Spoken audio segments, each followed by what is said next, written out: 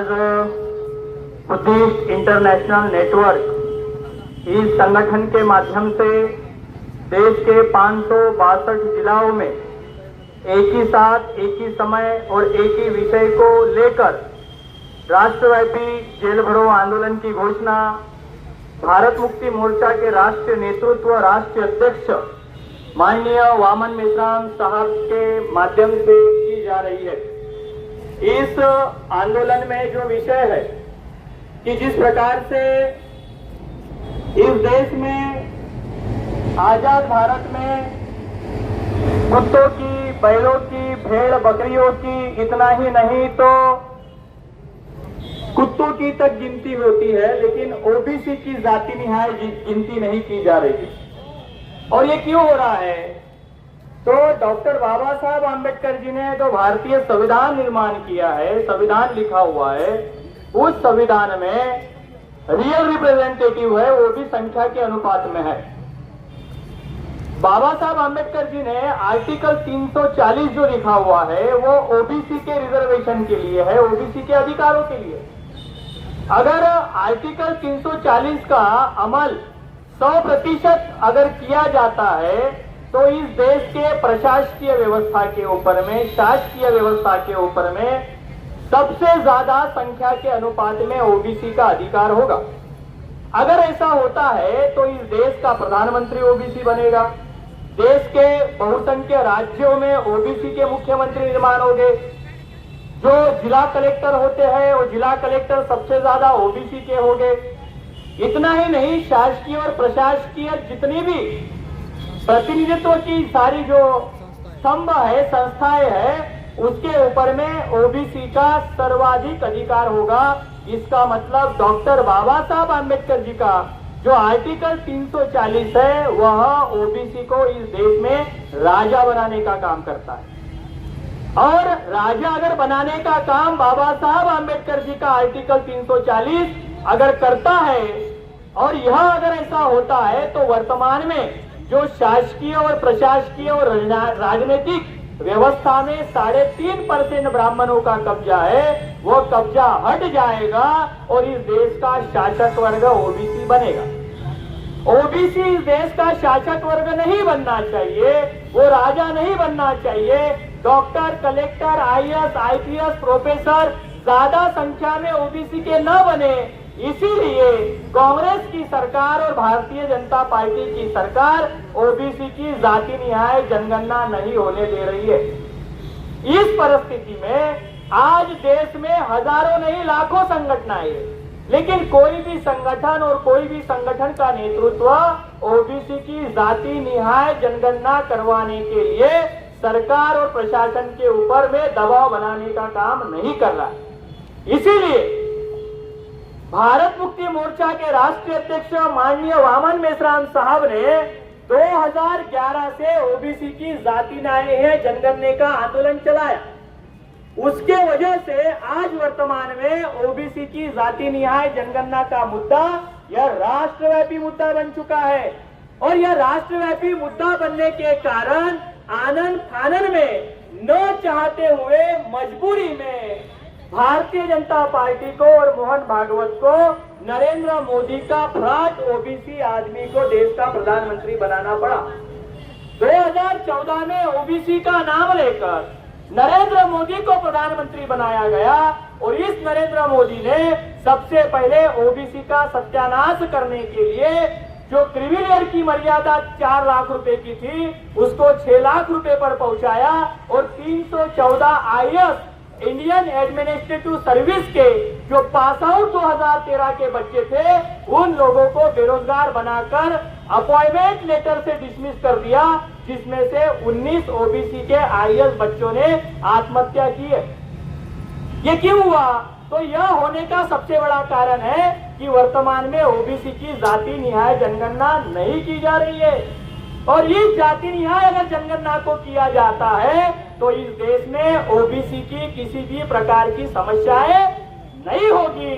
OBC को शासक वर्ग बनाने के लिए, उसको राजा बनाने के लिए माननीय वामन मेश्राम साहब ने जनगणना का आंदोलन चलाया है और इस जाति न्याय जनगणना के लिए आज राष्ट्रव्यापी जेल भरो आंदोलन है।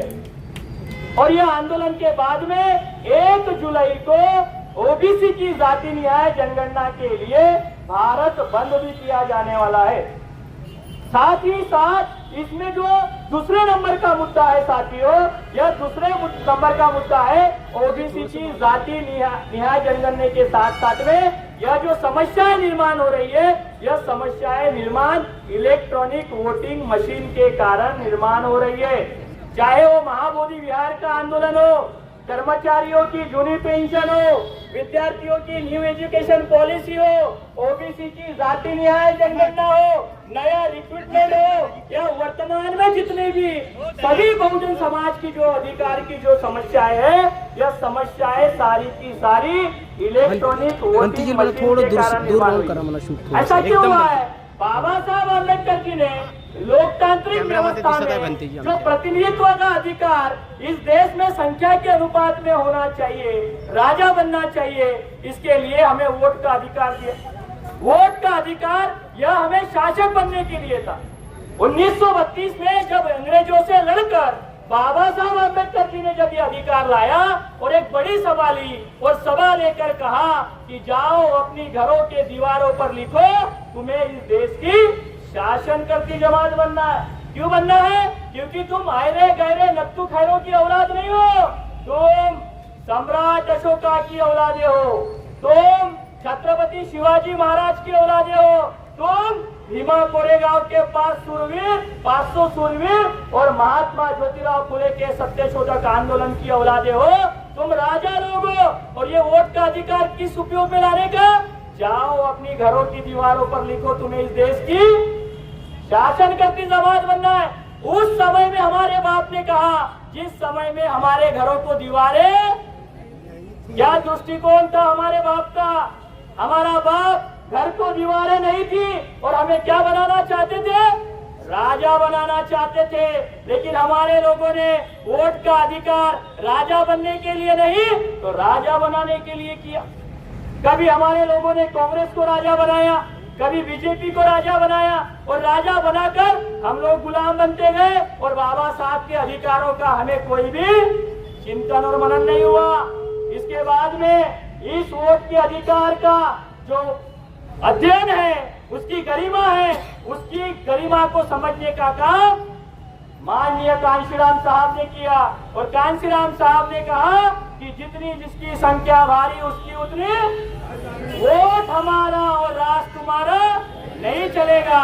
बाबा साहब के बाद अगर किसी आदमी को वोट का अधिकार का एहसास हुआ होगा तो वो आदमी का नाम है माननीय कांशीराम साहब। और कांशीराम साहब ने वोटों का उपयोग राजा बनने के लिए करके दिखाया और उत्तर प्रदेश में सरकार बनाई। वर्तमान व्यवस्था में बैठे हुए, प्रस्तावित व्यवस्था में बैठे हुए कांग्रेस और बीजेपी के ब्राह्मणों को यह डर हुआ कि ओबीसी के लोग, SC ST के लोग या बहुजन लोग वोट का अधिकार अब काय के लिए कर रहे हैं? राजा बनने के लिए कर रहे हैं। कल इनकी सरकार केंद्र में होगी, हमारी सरकार को लोग लात मारकर भगा देंगे, हम कहीं के नहीं रहेंगे। और इस देश में वोट का उपयोग कर कर कौन राजा बनेगा? SC ST OBC के लोग राजा बनेंगे। डॉक्टर बाबा साहेब अम्बेडकर समता, स्वतंत्रता और बंधुत्वता और न्याय तथागत बुद्धा की विचारधारा को प्रस्तावित करवाने के लिए संविधान निर्माण करना चाहते थे। वो एक झटके में वोट के अधिकार से हो सकता है। इस बात का एहसास हमारे लोगों को नहीं तो व्यवस्था में बैठे हुए कांग्रेस और बीजेपी के ब्राह्मणों को हुआ और उन्होंने आपके वोटों की चोरी करने के लिए क्या लाया? ईवीएम मशीन लाया। ईवीएम मशीन से आप लोग शेरों को चुनवा कर लाना चाहते हो और गधे चुनकर आते हैं। वो गधे चुनकर आने के बाद पार्लियामेंट में बैठते हैं और करते हैं। हमारे बाबा साहब के विरोध में जो कानून बनाए जा रहे हैं, संविधान के विरोध में कानून बनाए जा रहे हैं, एक भी माई का लाल का बच्चा वहां पर छाती ठोक के विरोध करने को तैयार नहीं है। क्यों नहीं है? क्योंकि वो ईवीएम मशीन से चुन कर आया है। हमारी सबसे बड़ी समस्या देश में ईवीएम मशीन है। इसीलिए हमारे बाप ने कहा शासन करती जमात बनो। अरे शासन करती जमात बनोगे तो क्या करोगे? ओबीसी की जनगणना झटके में करोगे, महाबोधि विहार को झटके में निपटाओगे। एक महाबोधि विहार नहीं, तथागत बुद्धा के 84,000 विहारों पर ब्राह्मणों ने कब्जा करके रखा हुआ है। वो 84,000 विहारों को मुक्ति अगर करना है तो ईवीएम मशीन का आंदोलन चलाना होगा। साथियों, वर्तमान में ये 2 मुद्दे हो गए। तीसरा मुद्दा है, कौन सा है? ये महाबोधि विहार आंदोलन का। महाबोधि विहार आंदोलन की समस्या एक ही कारण छूट सकती है। नंबर 1, हमें यह समझना होगा महाबोधि विहार किसने बनाया और क्यों बनाया। तथागत बुद्धा की याद में सम्राट अशोका ने महाबोधि विहार का निर्माण किया, ज्ञान प्राप्ति हुई। और सम्राट अशोका के काल में यह भारत बुद्धमय था, हमारी जातियां नहीं थी, ये क्या था? बुद्धमय था। और सम्राट अशोका के जो बाद का जो वंशज है, प्रदत्ता की हत्या पुष्पमित्र शुंगा ने की और सभी बुद्धिस्टों की संख्या को तोड़ने के लिए जाति व्यवस्था का निर्माण किया। 6,743 जातियों में सभी बुद्धिस्टों को बांटा। हम सभी लोग पूर्व के क्या है? बुद्धिस्ट है। मैं तेली जाति से हूँ और तथागत बुद्धा के 5 भिक्षुओं में मेरे 2 पूर्वज थे, एक था तपस्या और दूसरा कश्यप। इसलिए कहा कि सुबह उठकर तेली का मुंह नहीं देखना चाहिए, क्योंकि हम सूरवीरों की औलाद है। हम उस समय के क्या है? बुद्धिस्ट है। पुष्पमित्र शुंगा ने हत्या कर हमारी जाति व्यवस्था में बांटकर हमें तोड़ा और तोड़ने के बाद विविध जातियों में बंटकर, विविध धर्म में बंटकर हम आपस में क्या बने? दुश्मन बने। इसका मतलब वर्तमान में एससी, एसटी, ओबीसी और इससे धर्म परिवर्तित लोगों का धर्म कौन सा है? बुद्धिस्ट है। सभी लोगों का बुद्धिस्ट है। इसका मतलब महाबोधि विहार मुक्ति आंदोलन अगर चाहते हो तो सभी पूर्वाश्रमी के बुद्धिस्टों को क्या करना होगा? एकत्रित करना होगा। एक जाति के बुद्धिस्ट इस समस्या का समाधान नहीं कर सकते। जिस प्रकार से मुस्लिम हम ओबीसी के लोगों को हिंदू बोलकर ब्राह्मणों का अकाउंट मजबूत करते हैं। लड़ाई समझो, एक होती है लड़ाई और दूसरी होती है लड़ाई की रणनीति। लड़ाई कोई भी लड़ सकता है, लेकिन जीत हर कोई नहीं सकता। लड़ाई वही जीत सकता है जिसके पास कोई रणनीति होती है। तो वर्तमान में अगर एक जाति का अगर आंदोलन चलाओगे, एक ही लोगों का अगर आंदोलन चलाओगे, समस्या का समाधान। जिस प्रकार से मुस्लिम हम ओबीसी को हिंदू बोलते हैं और 3.5% ब्राह्मणों की संख्या कितनी होती है? 85%, 55% होती है। कितनी होती है?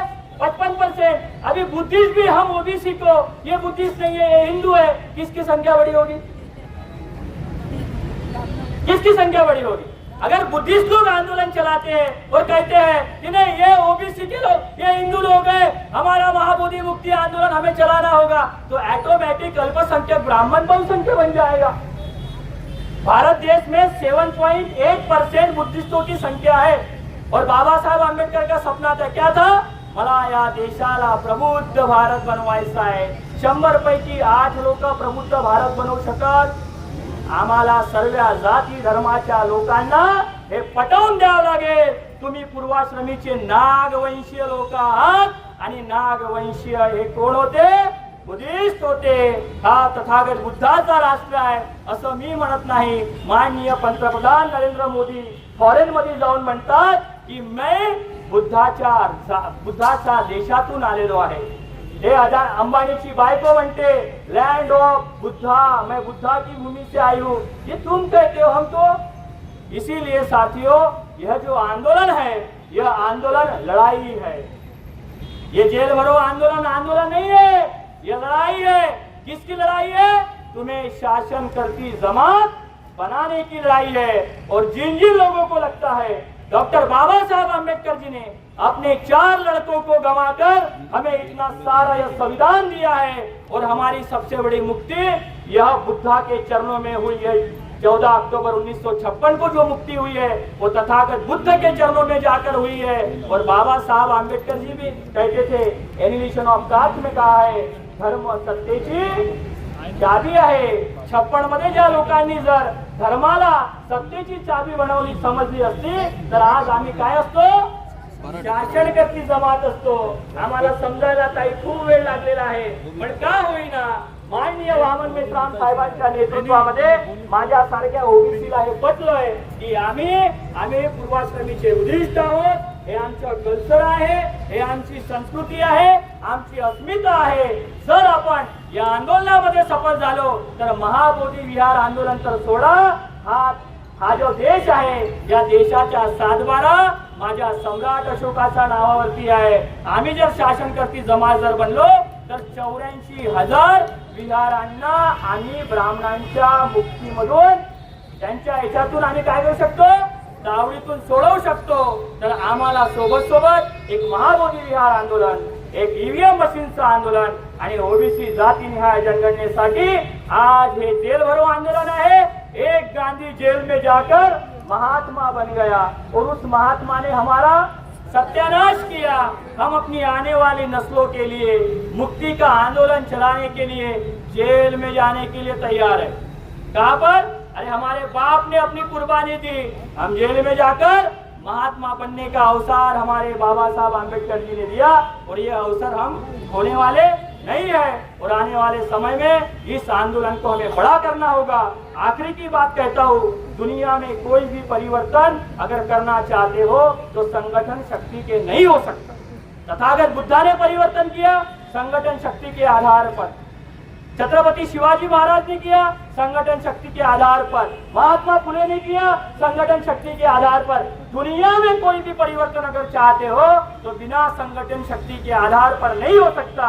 और आने वाले भविष्य में ये नागवंशी लोग जो 6,743 जातियों में बांटे हुए लोग हैं, ब्राह्मणों ने बांटे हुए लोग हैं, इन बांटे हुए लोगों को हमारे बाबा साहब ने 3 जगह पर लाया SC ST OBC में. अभी हम नागवंशीय संकल्पना से उनको एकत्रित कर हमारे महापुरुषों का आंदोलन सफल करने के लिए हम कुछ करेंगे.